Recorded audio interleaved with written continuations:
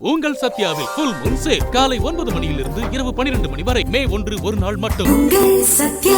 ஆச்சி மசாலா எந்த சமையலும் ருசி தேடும் ரகசியம் 20 ரூபாய்.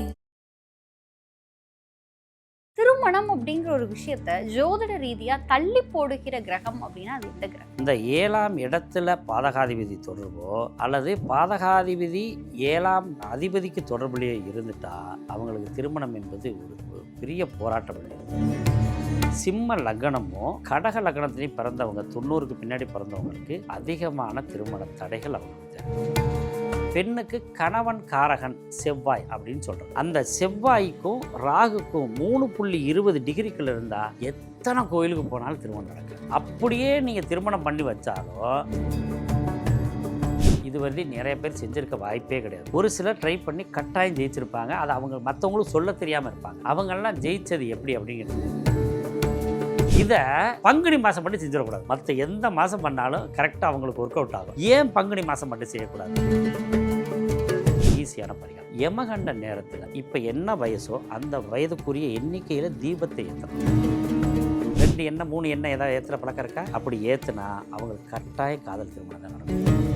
ஆனால் இன்றைக்கி நம்ம காலகட்டத்தில் மங்களகரம் அப்படின்றத செய்யணும். அடுத்து மஞ்சள் பூசி குளிக்க வேண்டும். இது எல்லாமே கிரகங்களோடு ஒற்றி வர்றது. முடி வந்து கேதுவை கண்ட்ரோல் பண்ணுறதுக்கு தான் கட்ட சொல்கிறது. விரித்து விட்டோம்னா என்ன ஆகுனா ராகுவா மாறிடுவார். மருதாணி இலையை அரைச்சி வச்சாங்கன்னா அந்த மருதாணி இருக்கிறதட்டிக்கு அவங்களுக்கு வந்து எந்த திருஷ்டியுமே வராது. சீக்கிரம் கல்யாணம் ஆகக்கூடிய வாய்ப்புகள் கிடைக்கும். அடுத்து ஒரு முக்கியமான என்ன விஷயம், ஐபிசி பக்தி நேயர்கள் அனைவருக்கும் அன்பு வணக்கம். இன்னைக்கு நம்ம கூட ஜோதிடம் மற்றும் ஆன்மீகம் சார்ந்த பல தகவல்களை பகிர்ந்து கொள்வதற்காக பிரபல ஜோதிடர் கனிய ராஜசேகர் சார் நம்ம கூட இணைந்திருக்கிறார்கள். சார் வணக்கம். சார் வணக்கம்.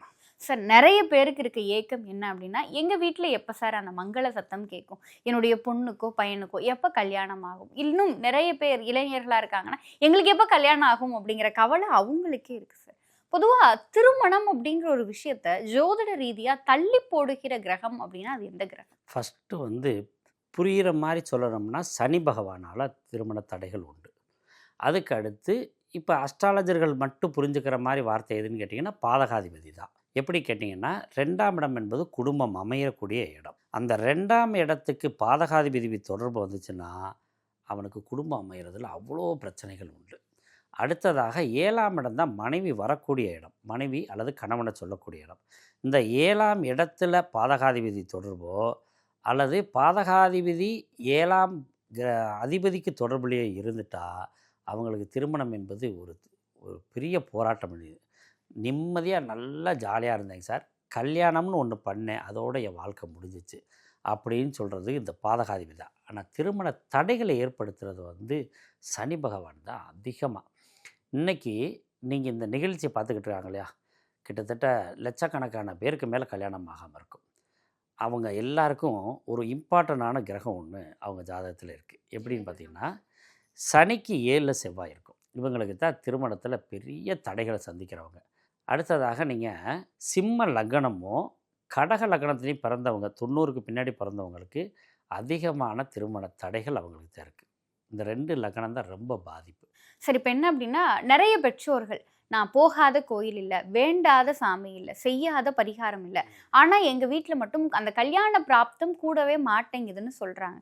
இங்கே வந்து ஜோதிடம் அப்படிங்கிறதுக்கு முன்னாடி பக்தி அப்படிங்கிற ஒரு விஷயம் தோற்குதா சார்?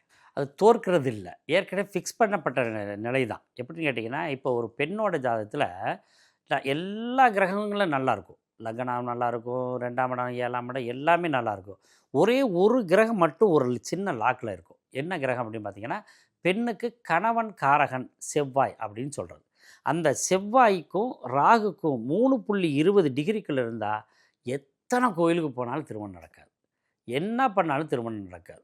அப்படியே நீங்கள் திருமணம் பண்ணி வச்சாலும் இந்த செவ்வாயோ அல்லது புத்தி ராகுவோ வரும்பொழுது அவங்க அந்த திருமணத்தை விட்டு வெளில வந்துடுறாங்க. 1000 தோசை நிவர்த்தி பண்ணியும் பண்ண முடியாது. ஆண்களுக்கு இதே மாதிரி பிரச்சனை இருக்குது. இந்த மாதிரி ப்ராப்ளம் பார்த்திங்கன்னா நிறைய ஆண்களுக்கு உண்டு.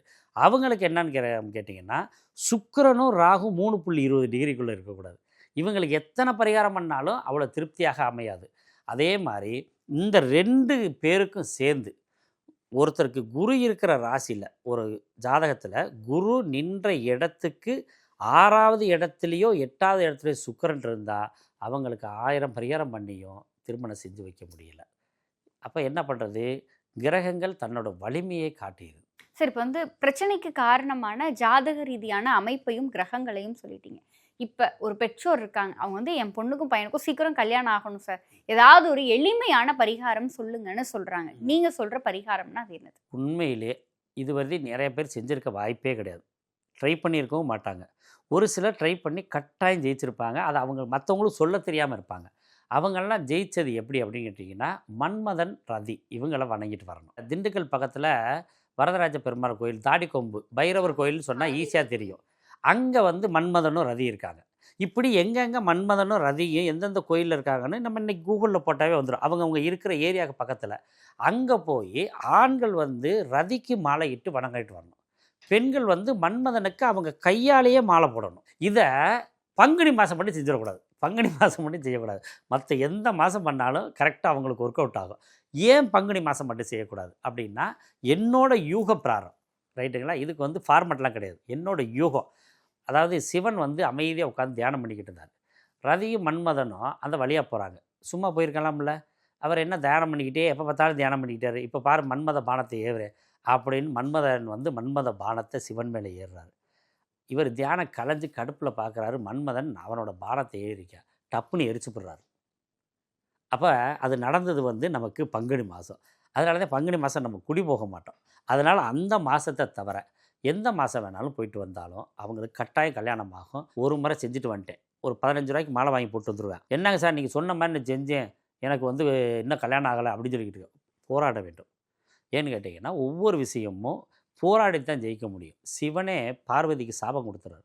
சாபம் கொடுத்து விட்டு ஒவ்வொரு ஊராக தேடி அலைஞ்சு தான் கண்டுபிடிக்கிறார்.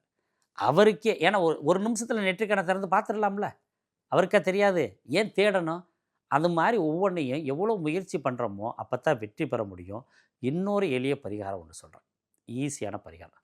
யமகண்ட நேரத்தில் இப்போ என்ன வயசோ அந்த வயதுக்குரிய எண்ணிக்கையில் தீபத்தை ஏற்றணும். எங்கே ஏற்றணும் சார்? கோயிலில்.